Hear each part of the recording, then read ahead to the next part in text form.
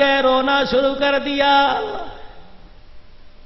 کہنے لگے میرے سے نہ پوچھو، ابو طالب سے پوچھو۔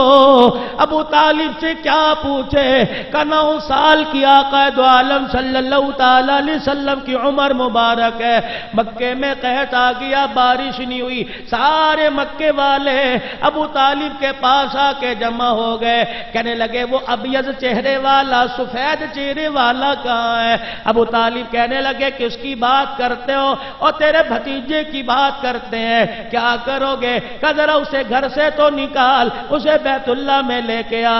چچا کہنے لگا کیا کرو گے؟ کہ بارش نہیں ہوتی، اسے لا کے ذرا آسمان کے نیچے تو کھڑا کر۔ ابو طالب لے کے آئے، بیت اللہ کی دیوار کے ساتھ لا کے نبی کی کمر کو لگا دیا اور ہاتھ پکڑ کر آسمان کی طرف کر دیا اور کہنے لگے یستسقی الغمام بوجہہ سمال الیتامی عصمت الارامن۔ اتنا کہنا تھا اور ہاتھ اٹھا کے کہنے لگے یا اللہ یہ میرا بھتیجا، یہ سفید چہرے والا، اس کے چہرے کی برکت سے آسمان سے موتی برسا دے۔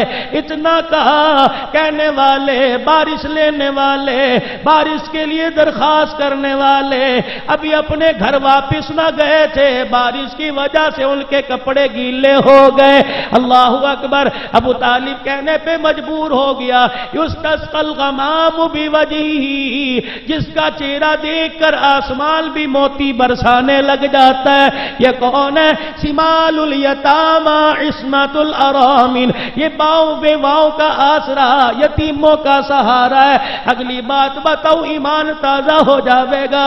اللہ اکبر۔ ابو طفیل کہنے لگے میرے سے نہ پوچھو، اگر تم نے پوچھنا ہے شاعر اسلام سے پوچھو، میرے سے نہ پوچھو۔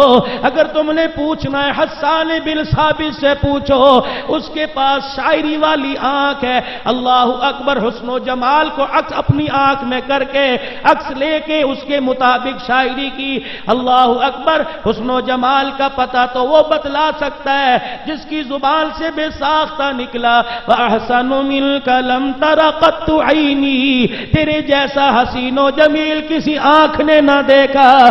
وَأَجْمَلُ مِنْكَ لَمْ تَلِدِ النِّسَاء، اور دیکھتی کیسی، اللہ نے وہ مائی پیدا نہیں کی جو ماں تیرے جیسا